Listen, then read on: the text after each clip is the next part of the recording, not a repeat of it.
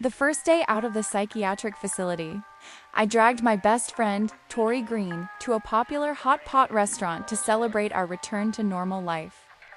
Just as we set the celebratory cake on the table, a little boy rushed over and shouted, "I want that cake! Give it to me!" I found his behavior appalling, but remembering he was just a child, I softened my tone. "Wait a moment, sweetie. We'll eat it after I make a wish. When you ask for something, you should always say please and thank you." To my surprise, he glared, slapped the cake onto the floor, climbed onto the table, and calmly proceeded to urinate into our boiling hot pot. He screamed hysterically, "If you won't let me have the cake, then you can't eat this hot pot." I, now genuinely enraged, asked a staff member to find his parents. A woman walked over, beaming, and actually started clapping. "That's my boy. That's the spirit of a man." She then turned to us, pointed, and sneered, "Serves you right for not giving my son the cake. Now drink his tonic instead." I calmed down instantly. The cake cost $80, plus the tonic compensation. After making her pay, I let her leave. Tori and I exchanged a look, sharing a flicker of suspicion about the world outside. It seemed the facility director didn't need to worry about our social reintegration anymore. A thrill ran through both of us. For 3 years in the facility, anyone who crossed my path got verbally destroyed. Anyone who crossed Tori got physically intimidated. Before our discharge, the director repeatedly warned us, "Do not provoke. Do not verbally attack first. Do not physically strike first. Only react when forced." We wanted out so badly that we had repressed a lot. But now, they were the ones starting the fight. I gave Tori a subtle nod and curled my lip. That little boy is already out earning money on the streets. He'll be famous in the escort industry one day. The woman needed a few seconds to process my words before she shrieked in anger. "What did you say? Watch your vicious mouth. I can tell you're a cheap nobody just by looking at you." She flipped her hair, chin up, asserting her authority. "I'm the manager here. I advise you to apologize to my son. Otherwise, leaving this place today will be extremely difficult." I clutched my chest, feigning shock. "Apologize. Apologize. I am so wrong." A sneering smile of contempt crossed her lips. She was about to speak, but I cut her off with a cold smile. "Just looking at that kid, I can tell he'll struggle in the escort business. Small eyes, heavy build, he'll be passed over. No wonder you're eager for him to start early to continue the family tradition. Truly touching maternal love." Tori burst out laughing. The woman's face turned beet red. She pointed a trembling finger at me. "Shut up! My son has the face of prosperity. He is the grandson and heir of Stone Group CEO Victor Stone. You two don't deserve to breathe the same air as him." She screamed louder. "Just wait! My husband will be here soon and he will show you who will be kneeling." I raised a delicate eyebrow. "Victor Stone?" The name sounded sickeningly familiar. Wasn't he the useless stepfather who married into my family? This was getting interesting. If he knew I was out of the facility, he'd probably faint from emotion. I grabbed my phone and quickly sent my mother a text. "Mom, come watch the show." Seeing me texting, the woman stomped toward me, snatched the phone from my hand, and violently smashed it on the floor, her face full of haughty arrogance. "You bitch! My husband is coming! Begging anyone now is useless. Even God can't save you. If you dare touch my son, my husband will make sure you never see the light of day again." I looked down at the shattered phone. It was a custom-made device I had ordered before going into the facility. Perfect timing for an upgrade. I held up 2 fingers to the woman and enunciated clearly that phone costs $8,000. "You will compensate me." She narrowed her eyes contemptuously, then turned to the crowd and shouted, "Did you all hear that? An $8,000 price tag for that cheap, broken phone." I've never heard such nonsense. These two are clearly con artists, staging a scene to extort money. If you can't afford Hot Pot, don't come here to pull cheap stunts. You've picked the wrong person. Do you know who I am? A few voices in the crowd grumbled in agreement. That phone looks generic and cheap. How can they demand $8,000? Young girls should find honest work, not resort to scams. Better apologize now. Messing with the CEO of Stone Group will ruin your lives.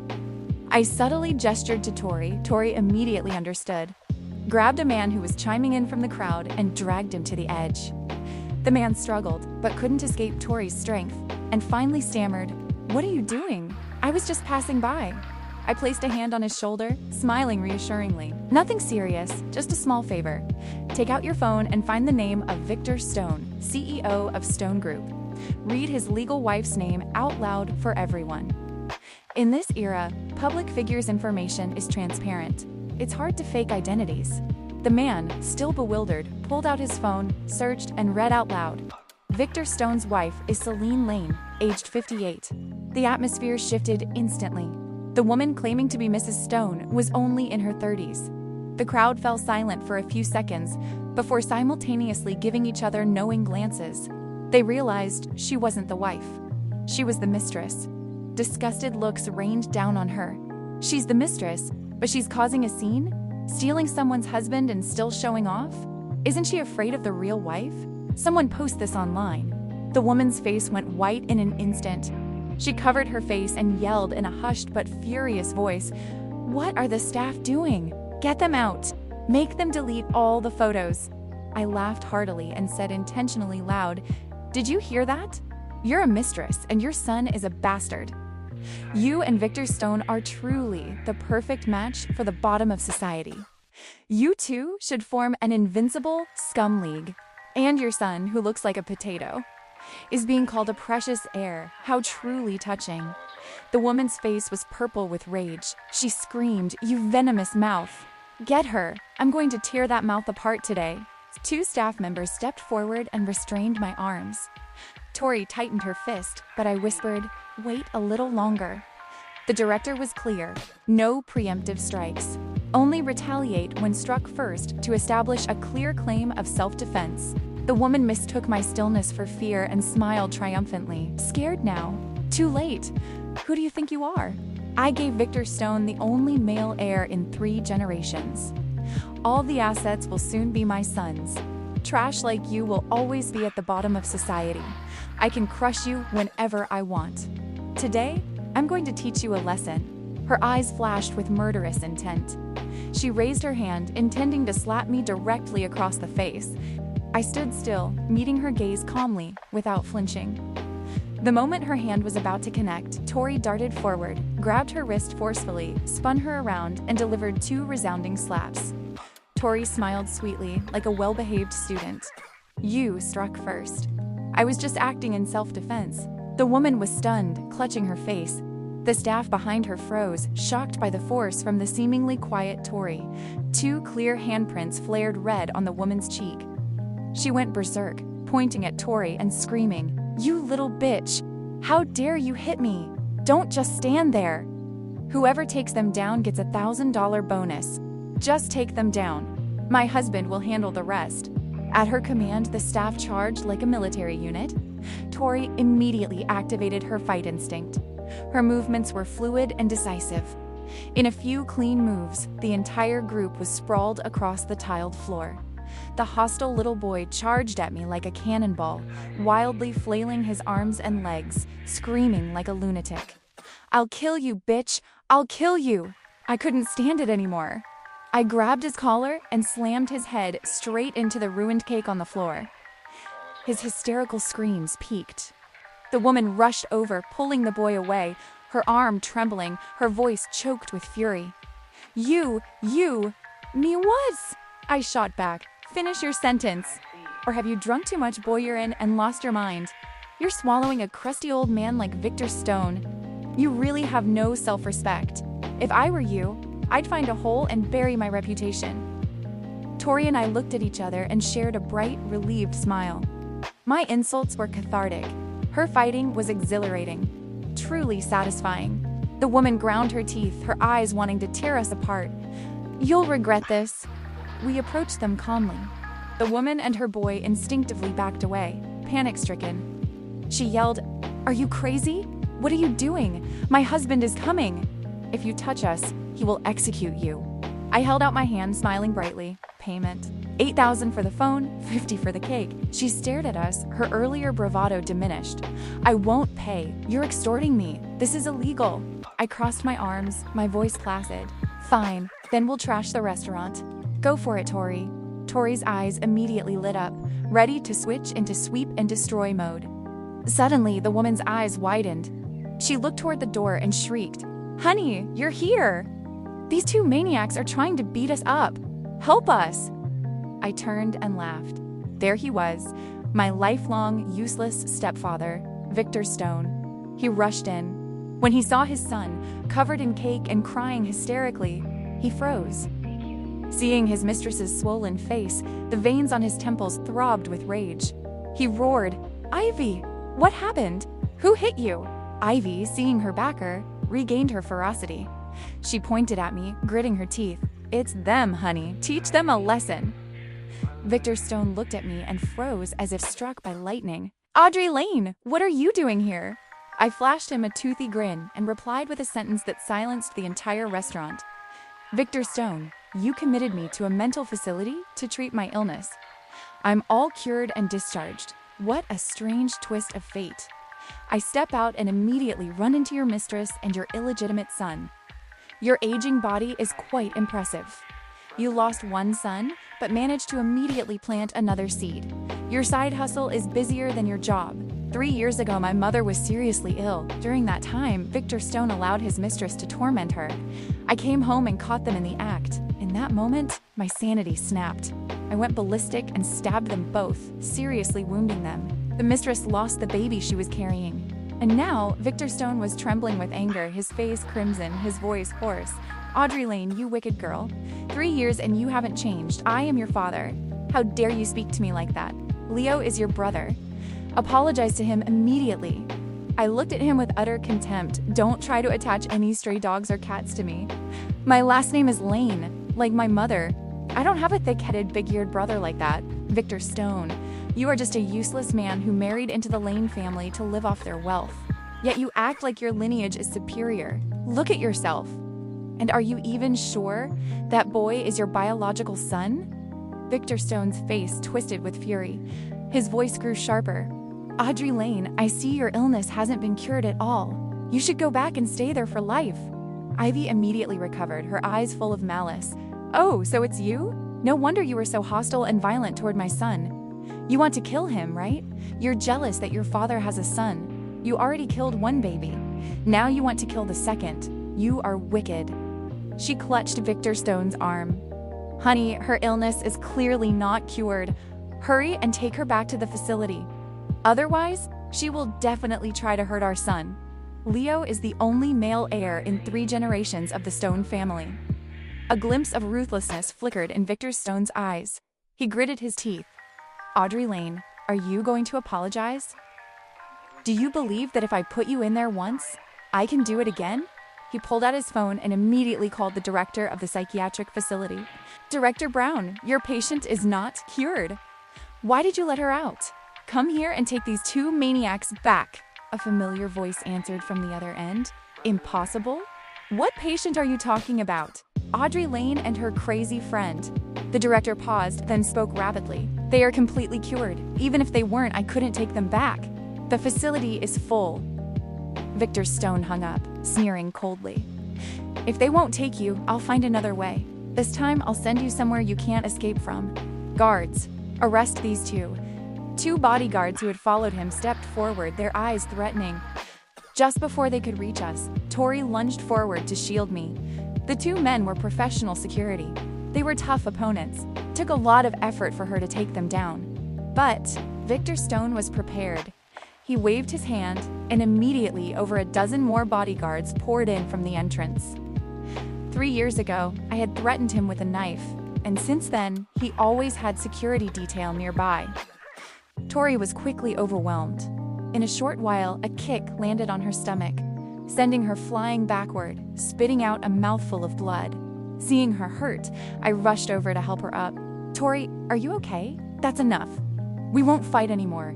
I couldn't let her get hurt further. There was still a way out. I glared at Victor Stone. "You want me to apologize, right? Fine, I apologize." But Victor Stone sneered maliciously. "Too late. You 2 still need a few more years of treatment. I'll find a nice facility for you." The guards moved forward and grabbed us. I whispered to Tori, "Don't resist." Ivy laughed triumphantly, raising her hand and slapping each of us across the face. She said arrogantly, "So tough a moment ago. How about now? You know your place now, don't you? You two maniacs, go back to the facility and stay there for the rest of your lives." Victor Stone didn't even glance at me, coldly ordering, "Take them to the psychiatric hospital." The guards dragged us toward the car. Just as the car door was about to close, a woman's commanding voice rang out, "I'd like to see who dares to touch my daughter." My mother, Celine Lane, arrived in time with her own people. She rushed over, pulling Tori and me away from the guards. My mother's eyes were red-rimmed, her hand trembling as she touched my face. "Audrey, I'm late. I won't let you suffer any longer." She then turned to Victor Stone, her voice cold and resonant. "Victor Stone, 3 years ago, your provocation caused Audrey's mental breakdown, and you had her committed. I was gravely ill at the time, and powerless. Now Audrey is out, and I won't let you harm her again. I have been waiting for the day she was discharged to settle all the old scores with you in person." Victor Stone scowled, his voice guttural. "Audrey Lane is insane, and she's not cured. Whatever scores you want to settle, wait until I put her back in the facility. Celine Lane, move aside. Don't force me to strike you." My mother looked at him coldly, her eyes full of indignation, her voice like ice. "Victor Stone, try it!" "I am not the woman I was 3 years ago." Victor Stone hesitated, then gritted his teeth. "No matter how you protect her, it's useless. It's a fact that she assaulted people right after being discharged. If I call the police, they will be forced to return to the facility." I leaned my head and pointed at Ivy, speaking calmly. "That's incorrect. Her son was the first to ruin our cake. Then she demanded extortion money and smashed my $8,000 phone. She was the one who initiated the physical violence. We were only acting in self-defense. If anyone should be arrested, it's her." Ivy froze for a moment, guilt flickering in her eyes, but she quickly tried to argue. "Even so, bringing a cake here was clearly premeditated. You deliberately targeted my son. You came here to cause trouble." She turned to my mother, sneering. "Celine Lane, your daughter is a lunatic and should be locked up for life. If you care for her so much, you should go with her. What right does a woman who could never bear a son have to yell here? Victor should have divorced you long ago." My mother swept her eyes over Ivy coldly, then raised her hand and delivered a powerful slap. My mother's voice was sharp as a knife. "You are Victor Stone's mistress. You don't have the right to speak here. I ignored you for years because I considered you worthless. Someone worthless should know their place, or I will make things difficult for you and your son." Ivy clutched her face, grinding her teeth, and turned to plead. "Victor, she's threatening your son. Aren't you going to teach her a lesson?" Victor Stone's face was utterly grim. He roared in anger. "Celine Lane, you've gone too far. I have a son to carry on the Stone name and lineage, and you still can't stand it?" I sneered and lashed out at him on my mother's behalf. "Victor Stone, listen to what you're saying. Have you forgotten you married into the Lane family? You were dirt poor? Where did your son get any lineage to carry on? Now you cling to the Lane family assets and want to talk about inheritance? You eat our food, use our money, and then insult us. Have you looked in the mirror? Do you even deserve to be called a man?" Victor Stone's face turned white and red. He pointed a trembling finger at me. "Audrey Lane? Why did I ever give birth to a disloyal daughter like you? I should have strangled you the moment you were born. What are you standing there for? Drag this crazy girl back to the hospital and never let her out again." But the guards stood still, because they were now completely surrounded by my mother's people. The tables had turned. The balance of power had decisively shifted to my mother's side. My mother looked directly into Victor Stone's eyes, her voice like ice. "Victor Stone, don't you dare touch my daughter again. The debts you owe my daughter and me over these years, it's time to pay them back." Victor Stone scoffed, clearly not taking my mother seriously. "Celine Lane, I know everything you've done over the past 3 years. I'm the CEO of the company now. I have money and power. If you dare oppose me, I can have you fired with a single word. What can you possibly do to me?" The moment he finished speaking, his phone rang. It was an urgent call from a subordinate. "CEO Stone, the board of directors just held a meeting. All members have unanimously agreed to remove you from your position." Our legal department is now reviewing all your financial records during your tenure. Victor Stone's eyes widened instantly. His face contorted and he roared furiously. How can this be? I'm the CEO. No one has the right to fire me. When did they hold a board meeting? I won't accept this. I demand another meeting. Victor Stone shouted and hung up. He frantically tried to access the company's internal system on his mobile phone. But no matter how hard he tried to log in, he couldn't. The screen only flashed the message. Your account no longer has access rights. He had been completely locked out of the system. Victor Stone glared at my mother, yelling, "Celine Lane, you wicked woman! What did you do? Where did you get this kind of power?" The network my mother had secretly built over the past 3 years had finally closed in. She smiled calmly. Victor Stone, you are far too arrogant. You think you control everything, but you forget that the board of directors can remove you with a unanimous vote.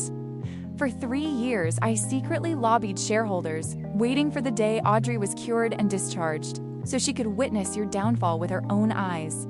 The veins on Victor Stone's forehead pulsed. He pointed a shaking finger at my mother, gritting his teeth. Celine Lane, you truly are a cruel woman. A poisonous snake. You think you've won? Even if I lose the company, I still have money. I can start another company. I'm telling you, even without the Lane family, I can stand on my own. At this moment, a glint flashed in Ivy's eyes. She turned to Victor Stone, her voice suddenly sweet. Victor, don't be angry. Don't let this affect your health. Since Celine Lane is so heartless, divorce her. I don't care if you're the CEO or not. I just want the 3 of us to live together openly so our son doesn't have to be called a bastard anymore, okay? To my cold amusement, Victor Stone actually looked touched. His voice choked. Ivy, true love reveals itself in times of trouble. I never knew you loved me so deeply. Fine, I will divorce her. From now on, we are the real family. Let them regret this. I scoffed inwardly. Any fool could see Ivy was only after his money. The moment he truly fell, she would take the cash and run off with some young boy. Victor Stone was about to call his assistant to arrange the paperwork, then remembered he was already fired. My mother calmly took a stack of papers from her own assistant and presented them. I've already prepared everything. Sign it. Victor Stone was stunned. He angrily snatched the divorce agreement, skimmed it, and signed with a flourish. Celine Lane, you will regret this decision today. I took the signed agreement, handed it to my mother with a radiant smile. Who regrets throwing away trash? Congratulations, Mom. You got rid of the scumbag. Start your new life. Victor Stone coldly snorted. He turned to Ivy. Let's go. We're taking our son home. I still have many assets. Everything will belong to our son from now on. Nothing to do with outsiders. Ivy, her face beaming, held the boy and hooked her arm through his, preparing to leave. Just then, a siren blared and a police car screeched to a halt right in front of them. A uniformed officer stepped out, pulled out an arrest warrant, and said sternly, Victor Stone, we have a warrant for your arrest on charges of embezzlement, bribery, and misappropriation of company funds.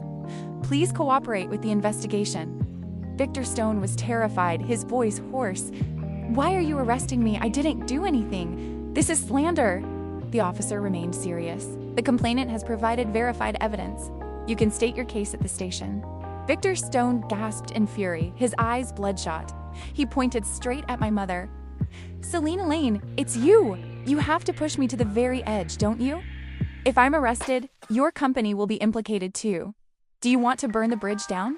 My mother replied coolly, a sharp smile curling her lips. So what if it's implicated? The company was already rotten in your hands. This is a good opportunity to clean out those who colluded with you. The fish may die, but the net will never break. Victor Stone, the evidence I submitted is enough to send you to prison for life. I've been waiting for this day for a very long time. He clenched his teeth, his voice trembling with hatred. Celine Lane, you heartless woman.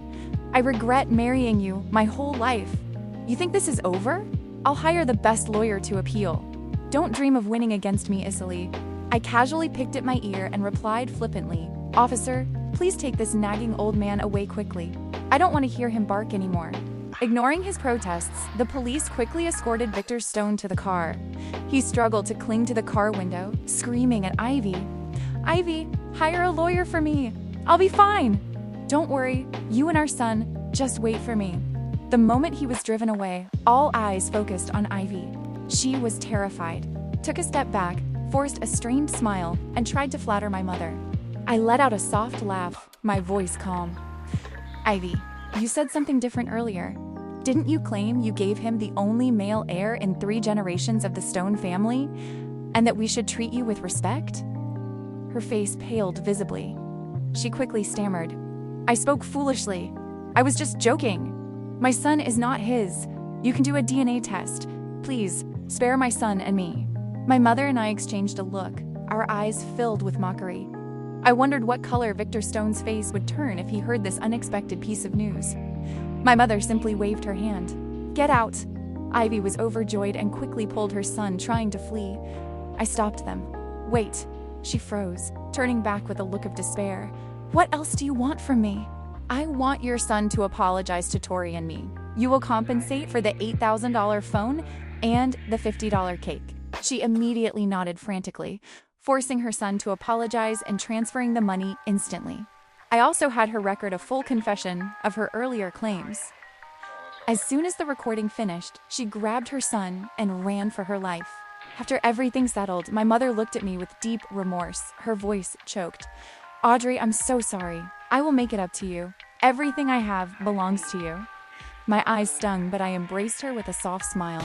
"Mom, it's over. I'm fine. I even met a good friend like Tori at the facility. If she hadn't protected me, I wouldn't have survived until today." I promised her that once we were out, she would eat well and live well. My home is her home too.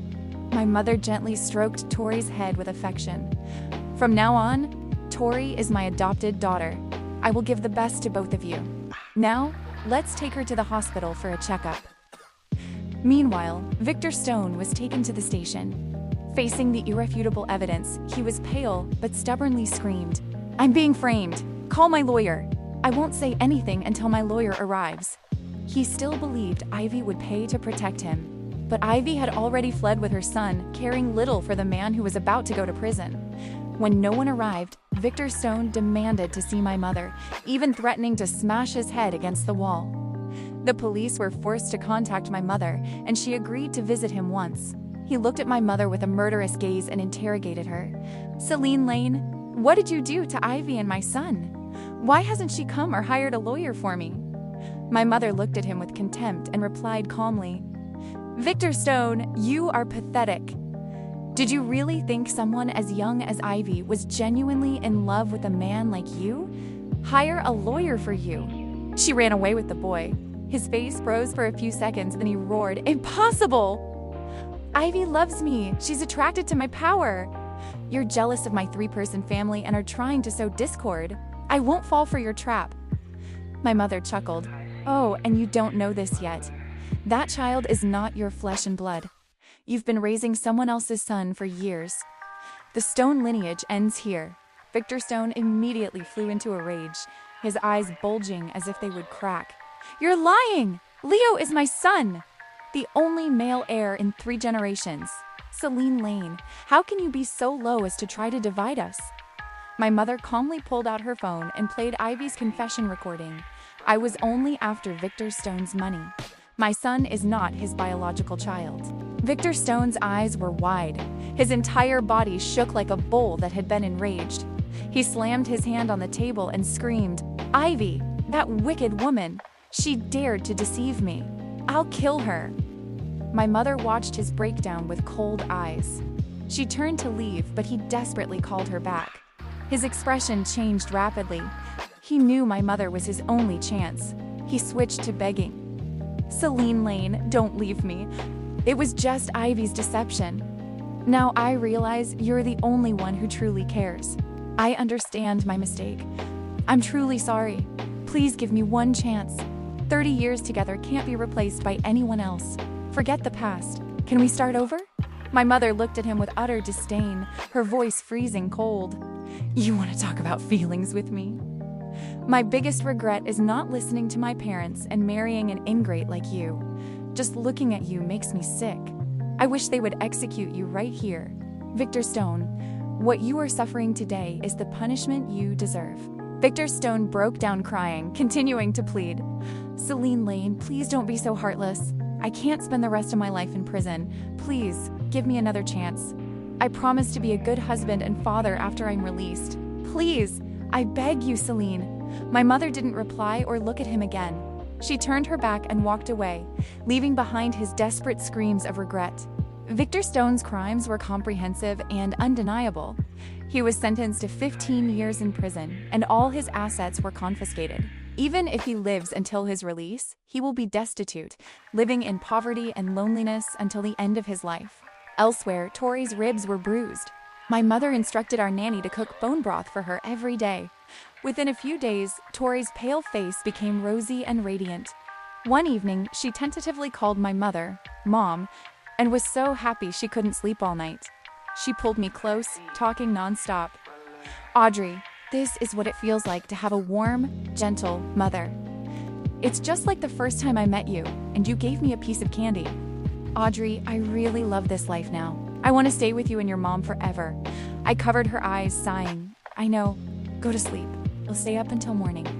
She couldn't see the slight smile on my lips.